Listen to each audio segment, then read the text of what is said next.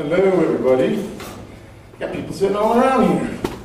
All right, I'm David Lawrence, if you don't know, which is probably mostly my students. But if you don't know, I'm David. I've been teaching for about 15 years now, and I've been playing for about 33. And the whole idea about this is it's something that, teaching is a fun thing to do.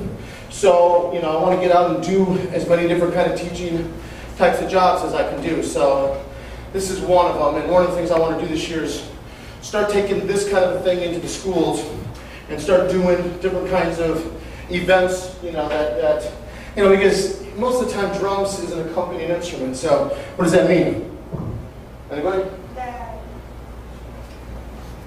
Yes? What do you got, buddy?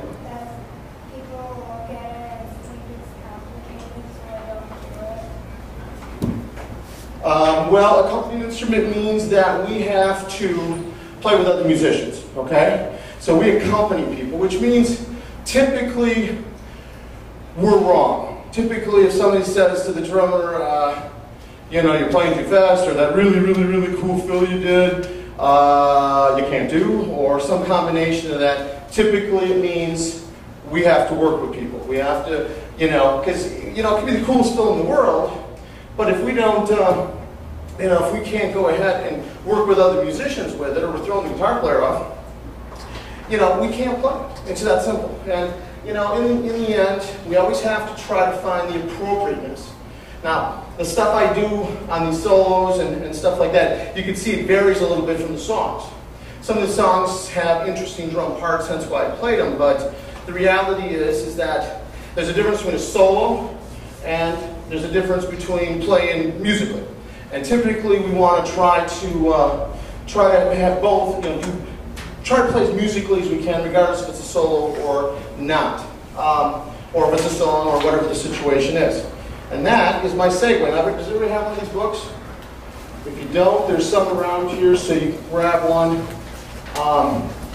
And in here, there's a bunch of different things I'm going to cover tonight during this class. Oh, and by the way, has everybody signed up for the drawings? Drawings? Did you guys sign up for drawings? Okay, there's a box right outside there that, and actually, well, the light's still on out there. You can sign up. If one just wants to go up and sign for all four, you got 4 chances to win, okay? So we got a grand prize up here of this really, really heavy-duty DW boom stand, which is very, very cool. So if you haven't signed up, get in there and do that. We'll be doing that drawing at the end, so I have to force you all to stay. So, all right. Now, if you open up your books here, it talks about drum set solos. Okay. Now, the point of the drum set solo is what? Anybody? Drum set. Jakey, what's the point of a drum set solo? Make the drummer look better. Come on, man. All right. Anybody have a hand? Drum set solo. What are we doing for them? To make the drummer look cool. Exactly. We get a chance to play all these toys up here, So it's our opportunity to kind of show off, okay? Everybody likes to show off from time to time. Right, Claire? Yeah, I think you know what I mean. Anyways, so we got to all show off. We all have to find our time. For drummers, it's solos. Now you'll notice on your solo types, there's a clinic solo and a concert solo. Can anybody tell me what the difference is? Anybody?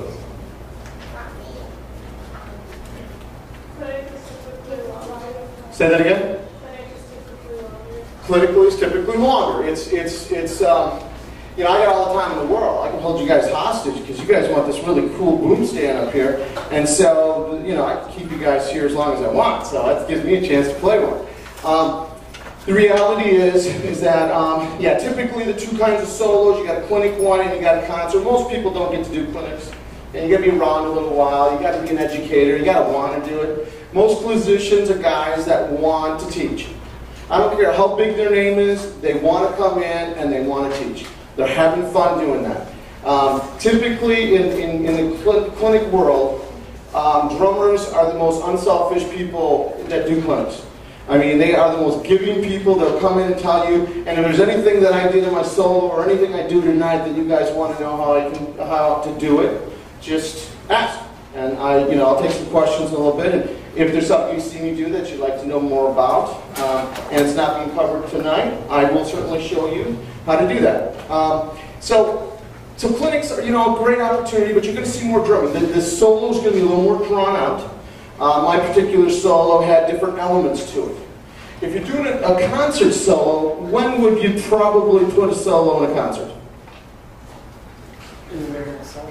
In the middle of the song, good. So, maybe I used to do solos in the middle of like, You Really Got Me, because you got that beat in the middle, you got that D, D, D, D, and you can just go back to it after you get done with your solo. You go back to the same beat, everybody in the band knows, hey, it's time to get back in the song, so they get back on stage, and next thing you know, boom, you're finishing the song, okay? So, typically they're in there, sometimes they'll be an entity of themselves, but they're typically fast-paced.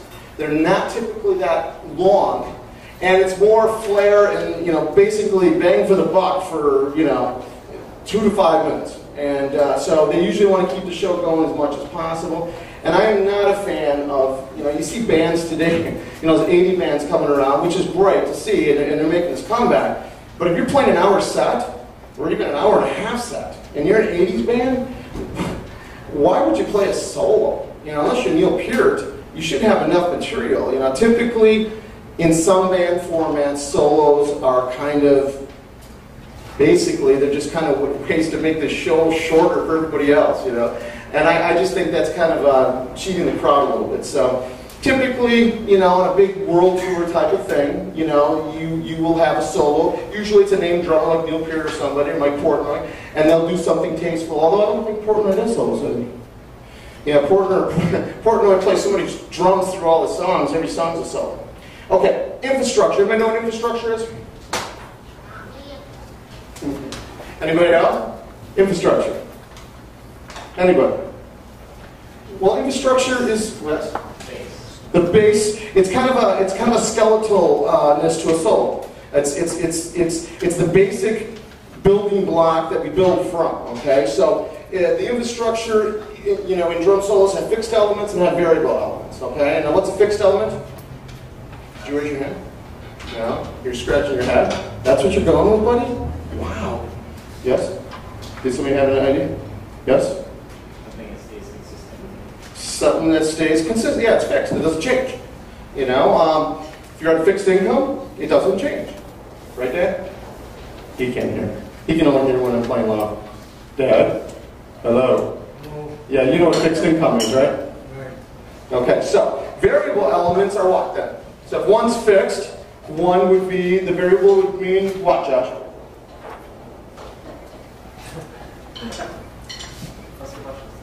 Oh my God, he wasn't paying attention. You're not getting a passing grade for the day, buddy. Anybody else, a variable element? Something that changes. So every solo has, now my fixed elements,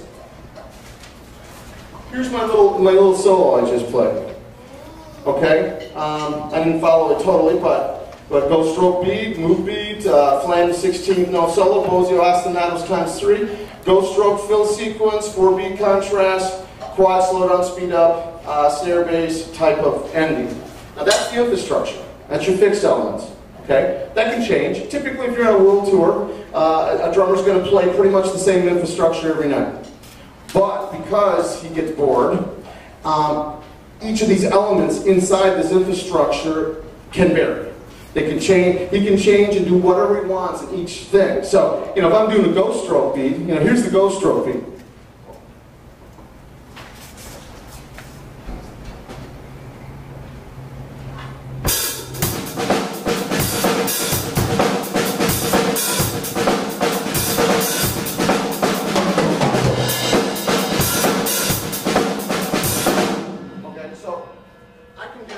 I can do that, but then, maybe tomorrow night I want to do this one.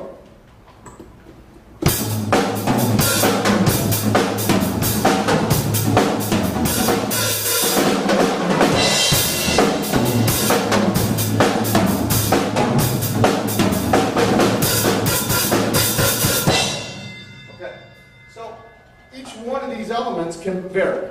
And so that's what you need to look at here is that You never, the one thing about drumming, the one thing I talk about all the time, as far as drumming's concerned, is drumming's infinite. You should never, ever, ever be bored. How many drummers we got in here? Raise your hand. Okay. Good. How many in here wants to be drummers? Everybody, come on, raise your hand. Come on, everybody. Yeah. So, John, you want to be a drummer? He's actually in lessons, so he is one. He just wants to be a better one, right? Yeah. So, the fact is that drumming is infinite. There is no end point. We're going to talk about move beat down the road, and the move beat is incredibly cool, and it's incredibly infinite, so you can do all kinds of different things with it, okay? So, do we understand the fixed and variable elements of a solo? What? You're just being funny. All right, that's my nephew, so. All right, turn the page. The big thing about drumming is we learn tools. Anybody know what a tool is? You're a living tool? What's a tool, buddy? Beats or fills? They're beats, they're fills. There are all kinds of drum techniques. So the rudiments, there are different kinds of beats, different musical genres, and different things we do inside them. It's learning all the different kinds of tools and then learning how to figure out how to use them appropriately in music or in a solo. Okay, so, and beats or fills. That's one of the aspects of the solo. We got strategies, we got speed ups, cat and mouse, ostinatos. You always got to work on your strengths. We got theatrical things you can see here. We got lights, and we did some twirls, and do some stops, and sometimes you get the crowd clapping and all that kind of stuff. Or we could have intro music, which you see me use tonight. So, all right, anybody know who that band was for the first song? Anybody? No? That was ELO. So, okay. So, anyways, so these are some of the different things. And when you're sitting down trying to devise a solo, you got to sit down and say, okay, what are my strengths? How do I, what kind of solo is it? How do I want to incorporate the solo, and what do I want to put in it? And then you got to sit down and kind of work it up. It's your imagination, and you want to try to make it as seamless, both in the music or from one section to another, as possible. So, all right, any questions about solos? None? Okay. Well, then I guess I can play some more music for you. You guys want to hear some more music? Yeah. Okay, I think you guys know this one. Could you just turn it up a little bit too? I don't know how much more you can turn it up by.